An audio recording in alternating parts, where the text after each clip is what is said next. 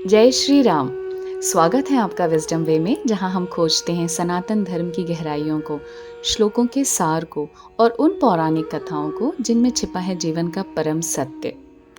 आज हम विष्णु सहस्त्रनाम के तीसरे श्लोक का पाठ करेंगे, उसका शब्दार्थ जानेंगे और उसमें छिपे गूढ़ अर्थ और दार्शनिक तत्व को समझने की कोशिश करेंगे।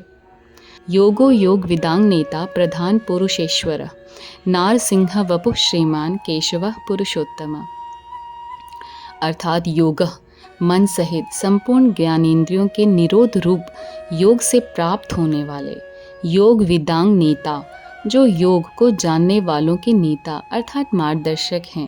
प्रधान पुरुषेश्वर, जो प्रकृति अर्थात प्रधान और पुरुष अर्थात चेतना दोनों के ही स्वामी हैं। नार सिंह वपुः, मनुष्य और सिंह दोनों के जैसे शरीर धारण करने वाले नरसिंह रूप।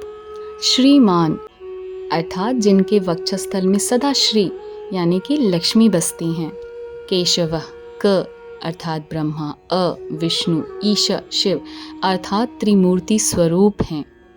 पुरुषोत्तम, जो अक्षर और क्षर दोनों में सर्वदा उत्तम हो। आइए अब इसके दार्शनिक तत्व को समझने की कोशिश करते हैं। भगवान विष्णु सिर्फ योग से प्राप्त होने वाले नहीं, बल्कि स्वयं योग स्वरूप हैं। इसीलिए उन्हें और शिव को योगेश्वर भी कहा जाता है। जब भी योगी ध्यान करते हैं तो वे अंततः विष्णु या शिव में ही स्थित होते हैं। योग का अर्थ जोड़ना भी होता है। स्वयं भगवान ही योग हैं, अर्थात आत्मा और परमात्मा को जोड़ने की प्रक्रिया।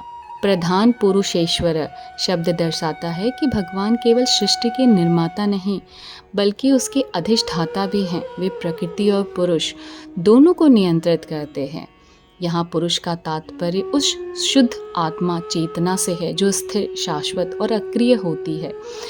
वह न तो जन्म लेती है, न मरती है, न बदलती है, केवल साक्षी रहती है। वहीं प्रकृति का अर्थ उस तत्व से है जिससे सारा भौतिक संसार बना है, जो गतिशील रहती है, परिवर्तनशील और रचनात्मक होती है। और भगवान विष्णु इन दोनों के ही स्वामी हैं। भगवान के नरसिंह अवतार से यह स्पष्ट होता है कि वे धर्म की रक्षा करने के लिए किसी भी रूप में प्रकट हो सकते हैं। भले ही वह भयानक हो, पर भक्तों के लिए वे हमेशा करुणामयी ही होते हैं।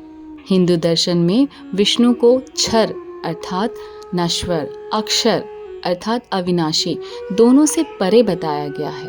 क्षर वह है जो बदलता है, जैसे शरीर, जगत सब नश्वर हैं।